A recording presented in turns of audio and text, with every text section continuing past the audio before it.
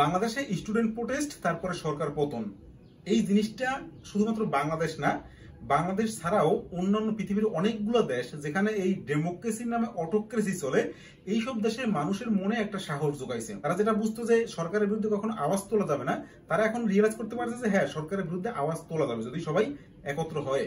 এরকমই ইনফ্লুয়েন্স পাকিস্তানের মানুষের মনের মধ্যেও জমাইছে। আমরা শুরুতেই দেখছি মানে বাংলাদেশ সরকার পতনের পরপরই পাকিস্তানের স্টুডেন্টরাও সেখানে প্রোটেস্ট শুরু করছে। তারা দেখছে যে আমাদের থেকে আলাদা হওয়া একটা দেশ, তারা যদি এই জিনিসটা ঘটাতে পারে, সেখানে যদি এই জিনিসটা ঘটতে পারে, তাহলে আমরা কেন পারবো না। বাংলাদেশে সরকার পতনের পরপরই পাকিস্তানেও প্রোটেস্ট শুরু হয়েছে। প্রত্যেক দিন টুকটাক প্রোটেস্ট সেখানে চলতে থাকে, কখনো স্টুডেন্ট প্রোটেস্ট, আবার কখনো এখন যেটা ছড়াইছে ইমরান খানের সাপোর্টে প্রোটেস্ট। 1 বছরের বেশি সময়, আজকে 401 দিন তিনি জেলে আছে। গতকালকে রবিবার ইসলামাবাদে বিশাল প্রোটেস্ট হয়েছে, লাখো লাখো মানুষ সেখানে আসছে। এখন ইমরান খানকে কেন জেলে ঢুকানো হয়েছে সেটা একটা ইস্যু। পাকিস্তানের সর্বক্ষমতার অধিকারী হচ্ছে সেনাবাহিনী। সেনাবাহিনী যাকে চাইবে তাকে প্রধানমন্ত্রী বানাতে পারবে, আবার যদি সেনাবাহিনীর কথা না শুনে তাহলে তাকে আবার প্রধানমন্ত্রী পদ থেকে হাঁটাইও দিতে পারবে। পাকিস্তানে যত প্রধানমন্ত্রী ছিল বেসিক্যালি এরকমই ছিল। আর একটা ইতিহাস নিশ্চয়ই সবাই জানেন যে পাকিস্তানে এখন পর্যন্ত কোনো প্রধানমন্ত্রী তাদের 5 বছরের টার্ম ফুলফিল করতে পারে নাই, ইমরান খানও পারে নাই। তো ইমরান খান যখন ক্ষমতায় আসছে তখন অবভিয়াসলি পাকিস্তানের সেনার সহায়তায় সে ক্ষমতায় আসছে, কিন্তু একমাত্র ইমরান খানই যে মানে তার ক্ষমতা থাকাকালীন শেষের দিকে সে আর সেনাবাহিনীর সাথে অতটা তাল মিলিয়ে চলতো না। এবং সেনাবাহিনীও বুঝতে পারছে যে ইমরান খান আস্তে আস্তে জনগণের সাপোর্ট নিয়ে সেনাবাহিনীর কন্ট্রোল থেকে বেরিয়ে যাবে বা বেরিয়ে যেতে চাইছে। এজন্য তার সরকার ভাঙা হয়েছে। অবিশ্বাস্য প্রস্তাব আছে, সে অবিশ্বাস্য প্রস্তাবের মাধ্যমে ইমরান খানের সরকার তখন ভাঙা হয়েছে। এরপরে ইমরান খান পাবলিকলি বলা শুরু করছে যে তাকে সরকার থেকে হাঁটানোর এবং পাকিস্তানের যে বর্তমান প্রধানমন্ত্রী শাহবাজ শরীফ, তাকে সরকার বানানো, প্রধানমন্ত্রী বানানো, এই সবকিছুর পেছনে আমেরিকার হাত ছিল। কারণ হিসেবে ইমরান খান বলছে যে রাশিয়ার পুতিনের সাথে তার দেখা সাক্ষাৎ এটা আমেরিকা পছন্দ করেনি, এবং যার ফলে ইমরান খানকে ক্ষমতা থেকে সরানো হয়েছে। এখন এই জিনিসটা বাংলাদেশের প্রাক্তন প্রধানমন্ত্রী শেখ হাসিনা সেও কিন্তু বারবার বলছে তার ইলেকশনের আগে পরে যে একটা দেশ চায় না যে সে ক্ষমতায় থাকুক, তাকে নামানোর জন্য চেষ্টা চলতেছে। এই জিনিসটা মালদ্বীপের মুয়াজ্জ সেও বলতেছে যে তাকেও ক্ষমতা থেকে সরানোর চেষ্টা চলতেছে। তো অবভিয়াসলি আমেরিকা ইমরান খানের যে এই আরোপ সেগুলো স্বীকার করবে না, আর করেও না প্রকাশ্যে। কিন্তু ইমরান খানের নামে অনেকগুলো কেস হয়েছে। একটা হচ্ছে যে যেটা সবচেয়ে আলোচিত বেশি, ইমরান খান যে গিফট পাইছে, যে একটা দেশের প্রধানমন্ত্রী যখন অন্য একটা দেশে যায় ভ্রমণে, তখন সেই দেশের প্রধানমন্ত্রীরা বা সেই দেশ ওই যে ভ্রমণরত প্রধানমন্ত্রী তাকে গিফট দেয় কিছু এক্সপেন্সিভ। তো ইমরান খানকেও সেরকম অনেকগুলো গিফট পাইছে, তার মধ্যে ঘড়ি আছে কয়েক কোটি টাকা দামের। তো ইমরান খানের উপর যে আরোপ লাগছে সেই ঘড়িগুলো সে মানে এগুলো দেশের সম্পত্তি সে বিক্রি করছে, পার্সোনাল কাজে ইউজ করছে। এবছর একটা কেস আছে তার যে ওয়াইফ মানে তাদের যে ম্যারেজ, সেই ম্যারেজটাও লিগাল না ইলিগাল ম্যারেজ, এই ধরনের বিভিন্ন কেসে ইমরান খান জেলে আছে বর্তমানে।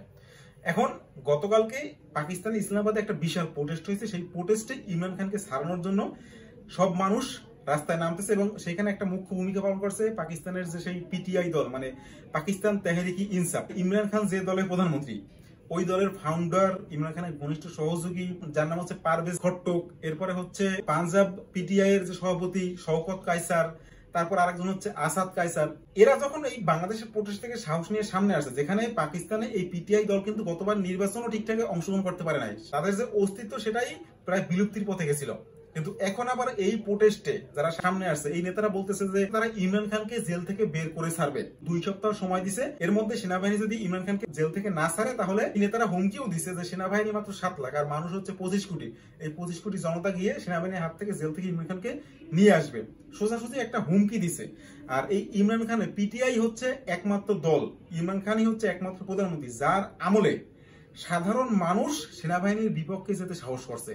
পাকিস্তানের স্বাধীনতার পর থেকে এখন পর্যন্ত পাকিস্তানের সেনাবাহিনীর বিপক্ষে যাওয়ার মতো ক্ষমতা কোন সরকারের আমলে জনগণ দেখায় না, একমাত্র এই ইমরান খানের আমলে। এই যে গত 2 বছর আগে আমরা অনেক ভিডিওতে দেখছি না, যেখানে সেনাবাহিনী বড় বড় বাসা লুট করছে, সাধারণ মানুষ সেনাবাহিনীর উপর ইট পাটকেল ছড়ছে, এই জিনিসটা পাকিস্তানের ইতিহাসে কখনো আগে ঘটে নাই, এই ইমরান খানের আমলেই ঘটছে। এই জন্য সেনাবাহিনী ইমরান খানের উপর খেপা।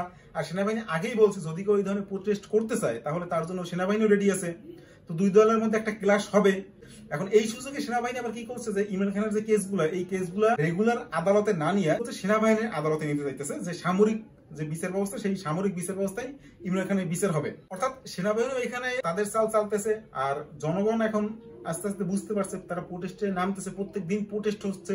এখন যদি ইমরান খানকে সেনাবাহিনী 2 সপ্তাহের মধ্যে না ছাড়ে, তাহলে অবভিয়াসলি সেখানে একটা ক্লাশ হবে, এবং ক্লাশের পরে কি হবে, বর্তমান যে সরকার আছে শাহবাজ শরীফ, তাকে হয়তো ক্ষমতা থেকে সরানো হবে, তো এরপরে যদি ইমরান খান বেরও হয়, তাকে যদি প্রোটেস্টারটা বের করে নিয়েও আসে, তারপরে তো আর ইমরান খান এসেই পিটিআই পার্টি সরকার গঠন করতে পারবে না। সেক্ষেত্রে কি হবে? ক্ষমতা আবার আর্মি হাতে নেবে। তো আশঙ্কা করা হচ্ছে যে পাকিস্তানে আবার মিলিটারি কু হবে, আবার সামরিক শাসন আসতে পারে। এখন এই যে বাংলাদেশের সরকার পতন হোক, মালদ্বীপের সরকার পতন, শ্রীলঙ্কার সরকার পতন, আফগানিস্তানের সরকার পতন, পাকিস্তানের সরকার পতন, এই জিনিসটা কি মানে এক সময়ে সব যে সরকার আছে, একটা রিজনের যত সরকার আছে, সেই সরকারগুলো এক একটা পতন হইতেছে। এবং এই জিনিসটা কিন্তু মিডল ইস্টেও একসময় দেখা গেছে। মিডল ইস্টে যতগুলো দেশ ছিল সবগুলো আস্তে আস্তে দেশ, কোনো কোনো দেশ ভাঙছে, কোনো এবং সব দেশের সরকার পতন হয়েছে, আর সেখান থেকে ভেঙে ভেঙে অনেকগুলো নতুন দেশ তৈরি হয়েছে। এখন এরকম একটা সংখ্যা আছে, কারণ পাকিস্তানের বালুচিস্তান তারা আগে থেকেই প্রোটেস্ট করতেছে, তারা পাকিস্তানের সাথে থাকতে চায় না, এবং স্বাধীনতার পর থেকেও তারা পাকিস্তানের সাথে ছিল না। এখন পাকিস্তানের বালুচিস্তান নিয়ে আমি একটা ভিডিও তৈরি করে রাখছি আগেই, যেটা হচ্ছে এই চিকেন নেক আর 7 সিস্টার্স এর মধ্যে পাকিস্তানের বালুচিস্তানের কথা বলছি। চাইলে সেই ভিডিওটা দেখতে পারেন, আই বাটনে দেবো আর ডিসক্রিপশন লিংক দিয়ে দেবো। তো পাকিস্তানের সমসাময়িক ঘটনা নিয়ে আপনাদের কি মনে হয়? ইমরান খানকে কি জেলে রাখা উচিত? তাকে কি সামরিক শাসনে তার বিচার হওয়া উচিত, নাকি তাকে জেল থেকে বের করে দেওয়া উচিত?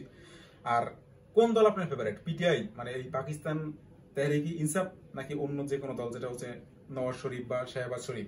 সোজা কথা হচ্ছে আপনার ইমরান খানকে পছন্দ নাকি শাহবাজ শরীফকে পছন্দ? যদি দুইজনে একজন পছন্দ হয় তাহলে কি কারণে? আর কোন প্রধানমন্ত্রী পাকিস্তানে আসলে বাংলাদেশের জন্য সুবিধা? এটাও নিচে কমেন্ট করে অবশ্যই জানাবেন।